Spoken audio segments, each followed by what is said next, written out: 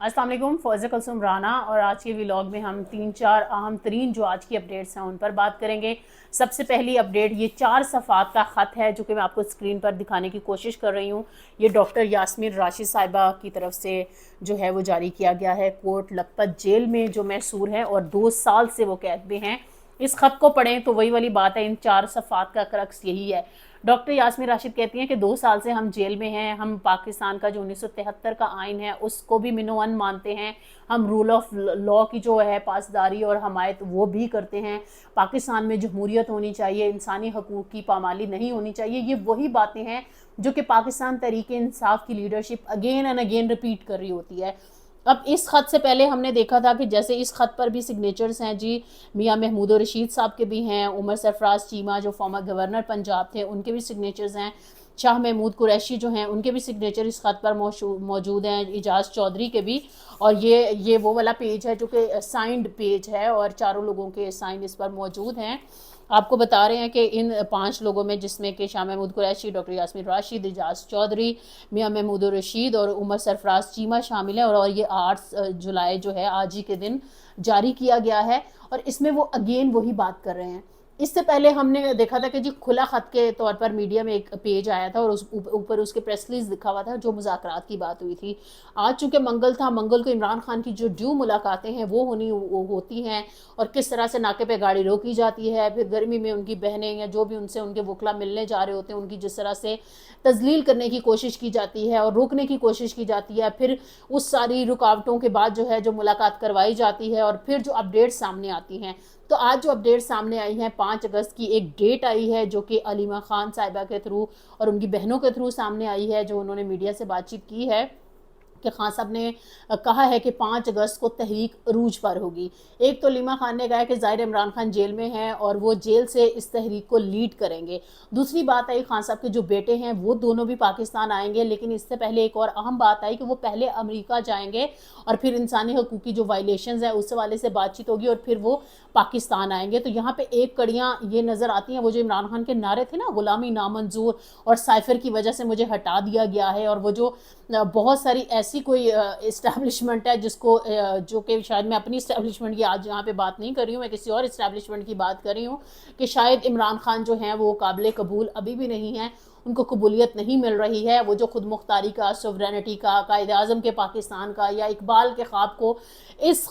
खित्ते में जो कि पाकिस्तान के नाम पर कायम है उसमें जिस तरह से वो नाफिज करना चाहते हैं, जो कि बहुत सारे लोग ये भी तनकीद करते हैं कि जब उनको 3-3.5 साल की जो भी हुकूमत मिली थी तो वो उसमें इम्प्लीमेंट करने में नाकाम रहे थे। उस मखलूत हुकूमत के जो चैलेंजेस थे, ज़ाहिर है इस पर भी हम बारहा बात करते रहते हैं, लेकिन अब पॉइंट ये है कि क्या वाकई में कहीं और से मंजूरी आएगी तो इमरान खान जो है वो पाकिस्तान की जेल से रिहाई पाएंगे। अभी सारे तनाजुर में अगर हम देखें, जिस तरह से 2 जंगें भी हुई हैं, जो कि ईरान इसराइल की जंग की बात कर रही हूँ मैं, पाकिस्तान इंडिया की जंग की बात कर रही हूँ, और जिस तरह से नाको चने चबवाए हैं ईरान ने इसराइल को और पाकिस्तान ने इंडिया को, वो हम सब ने देखा है। अब ये सवाल पैदा होता है कि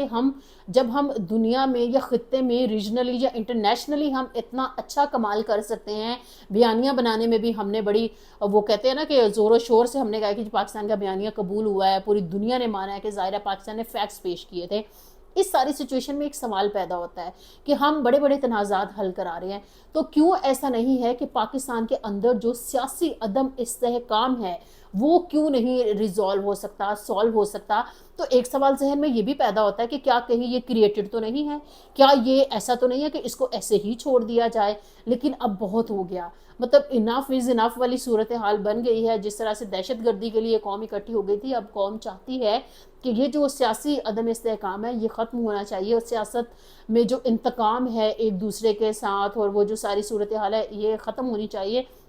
अब जो नज़र आ रहा है, अब बारहा लोग कहते हैं, कभी ट्रोल करने की कोशिश करते हैं, कभी मजाक उड़ाने की बात करते हैं कि इमरान खान जो है वो अगेन एंड अगेन तहरीक चलाते हैं, कुछ लोग उनका मजाक उड़ाते हैं। तो आप ये देखें कि वो डेमोक्रेटिकली जो नताइज हैं, जो कि जमहूरी मुआशरों में, जमहूरी हुकूमतों में, जमहूरी ममालिक में एक राइट हुआ करता है, वो वही स्ट्रगल उन्होंने अपनाई हुई है। वो कोई मुतशद्दिद पार्टी नहीं है, वो कोई उनका कोई मिलिटेंट विंग नहीं है। पाकिस्तान तहरीक इंसाफ वाहिद एक ऐसी जमात है, बारहा उनके नाम से बहुत सारी चीज़ें लेबल करने की कोशिश की गई है, جس میں مبینہ طور پر 9 مئی کے واقعات میں بھی ان کی لیڈرشپ کو، ان کے کارکنوں کو جیلیں دیکھنا اور پھر ملٹری کورٹس کے تحت ان کے ٹرائل اور جس طرح سے بھی وہ سارا کچھ بھگت رہے ہیں وہ ہمارے سامنے ہے۔ اب سمجھ یہ آ رہی ہے کہ 2 سال میں جس طرح سے پہلی دفعہ یہ مصالحت کی آواز جو ہے وہ جیل سے اٹھی ہے، اور یہ ان لیڈرز کی طرف سے اٹھی ہے جنہوں نے کہا ہے کہ آخری دم تک ہم جو ہے عمران خان سے چیٹنگ نہیں کریں گے، ہم ان ایم این ایز کی طرح نہیں ہوں گے جو حلفاً تو کچھ اور کہتے رہیں گے اور پھر اپنے مفادات اور سیاسی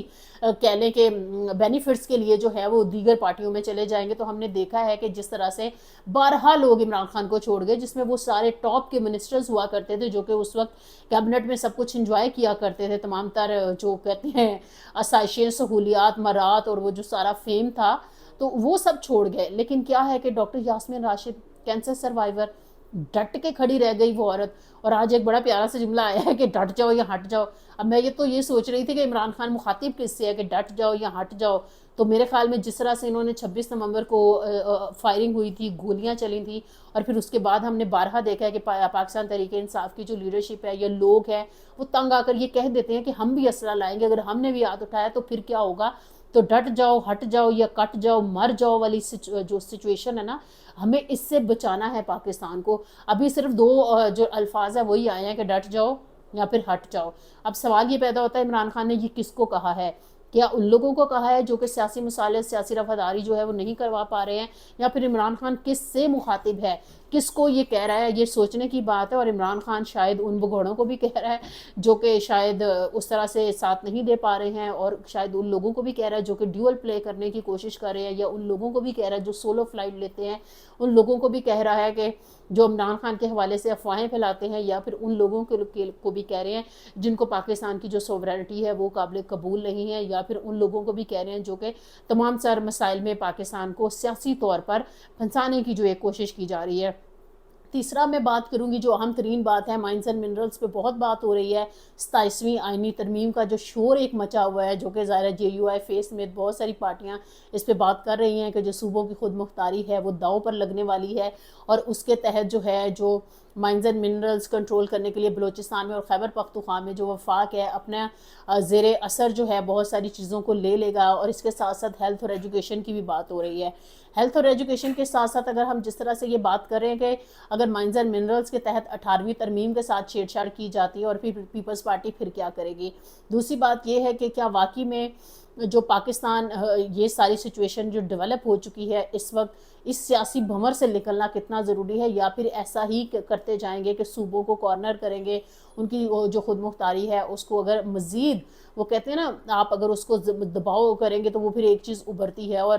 تیسرا اہم ترین جو ظاہرہ جو موضوع ہے جس پر میں بات کروں گی وہ ہم صحافیوں سے جڑا ہوا ہے۔ آپ یہ دیکھیے کہ آزادی رائے ہمارا کانسٹیٹیوشن دیتا ہے، پہلے جو اپنے ہمارے تقریباً 15 جو کلازز ہیں کانسٹیٹیوشن کے اگر ہم شکے دیکھیں تو اس میں تقریباً 21 تک جو ہے نا وہ سارے بیسک چیزوں کی بات کر رہے ہیں، رائٹ آف ایجوکیشن کی بات ہو رہی ہے، رائٹ آف ہیلتھ کی بات ہو رہی ہے، رائٹ آف جو ہماری ایک پاور ہے ایکسرسائز کرنے کی، آزادی رائے کی، ہمارے تحفظ کی، جان و مال کی، مذہب کی آزادی کی، ان ساری آزادیوں میں آج ایک لسٹ آئی ہے اور طویل لسٹ ہے، 27 یوٹیوبرز کی لسٹ ہے، اور کہا جی یہ جا رہا ہے جی ایف آئی اے جو ہے انکوائری کر رہی تھی اور جون میں یہ انکوائری ہو رہی تھی، پھر جو جوڈیشل مجسٹریٹ ہے انہوں نے کہہ دیا ہے کہ جی ہم نے یہ انکوائری جو ہے دیکھی ہے، ایف آئی اے جس طرح سے رپورٹ کر رہا ہے تو یہ چینلز جو ہیں یہ جو مطلب کہ مس انفارمیشن پھیلا رہے ہیں ان کو بین کر دیا جائے۔ اب یہ غلط معلومات کا ذمہ دار کس کو ٹھہرایا جا رہا ہے؟ حبیب اکرم جو کہ دہائیوں سے صحافت کر رہے ہیں، مطیع اللہ جان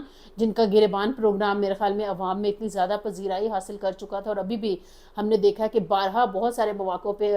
جو مطیع اللہ جان ہے وہ بہت اچھی رپورٹنگ کرتے ہیں، فیکٹس کے ساتھ رپورٹ کر رہے ہوتے ہیں چیزیں۔ پھر بات ہو رہی ہے اسد طور کی، لائک کورٹ رپورٹنگ سمیت بہت سارے ایسے موضوعات ہیں جن پر شاید کسی عام صحافی کو اتنی دسترس نہیں ہے، تو اسد طور ان سارے موضوعات پر بات کر رہے ہوتے ہیں، اور انہوں نے مختلف جو جہتیں ہوتی ہیں صحافت کی اس سے وہ آگے بڑھتے بڑھتے یوٹیوب تک گئے ہیں۔ پھر بات ہو رہی ہے صدیق جان کی، تو آپ یہ دیکھیں یہ میں مثالیں اس لیے دے رہی ہوں، وہ بھی جو بول ٹی وی ہے اس کے بھی بیورو چیف رہ چکے ہیں، مختلف پوزیشنز پہ وہ کام کر چکے ہیں، تو یہ کچھ نام میں لے رہی ہوں۔ عبد القادر جو اے آر وائی میں کام کیا کرتے تھے، سبھی کاظمی، مطلب بہت سارے ایسے لوگ ہیں جو ہمارے اپنے فیلوز اور ہم فیلڈ میں سب لوگ ایک بیٹس میں ملاقات ہو جاتی ہے ایک دوسرے سے، تو یہ جو سارے نام ہیں ہمیں یہ نظر آ رہا ہے کہ ایک وقت ایسا ہوتا تھا کہ عوریہ مقبول جان کتنے پسندیدہ ہوا کرتے تھے، ان کا بھی نام ہے اس ساری لسٹ میں۔ تو ایک تو ہم اس کی شدید مذمت کرتے ہیں مائنس نیوز سے، ہمیں اس چیز کے کہ کسی بھی یوٹیوب چینل کو مائنس کر دیا جائے، کسی اینکر کو، کسی صحافی کو مائنس کر دیا جائے۔ ابھی بھی بہت سارے چہرے ایسے ہیں، حبیب اکرم سمیت جیسے میں نے ان کا ذکر کیا ہے، تو ٹی وی سے ان لوگوں کو مائنس کرتے کرتے اب ان کو یوٹیوب سے اور ڈیجیٹل پریزنس جو ہے وہ ان کی ختم کرنے کی کوشش کی جا رہی ہے۔ اگر واقعی میں کوئی ایسی پرابلم ہے ایف آئی اے کو، تو ان کے کس ولاگ، کس انٹرویو، کس پروگرام، کس اوپینین پہ کیا پرابلم تھا؟ کیا آپ لوگوں نے ان کو نوٹسز سرو کیے تھے؟ کیا ان کو وارننگز دی گئی تھی؟ کیا ایسا تھا کہ پیکا ایکٹ کے تحت اچانک سے یوٹیوب کو ہی لکھنا پڑ گیا کہ جی آپ جو ہیں ان کے چینلز جو ہیں وہ بلاک کر دیں، وہ ختم کر دیں، وہ ریموو کر دیں؟ تو یہ سراسر زیادتی ہے، کیونکہ یہ زیادتی جو ہے یہ اب سے نہیں ہو رہی، یہ تب سے ہو رہی ہے جب سے ارشد شریف کو لے آف کیا گیا تھا، پھر ان کو اپنا چینل چھوڑنا پڑا تھا، پھر ان کو دوسرے ملکوں میں جانا پڑا تھا، اور پھر اینڈ کیا ہوا تھا۔ تو اب دیکھنے کی بات یہ ہے کہ اکثر ان لوگوں پر یہ تنقید کی جاتی ہے جی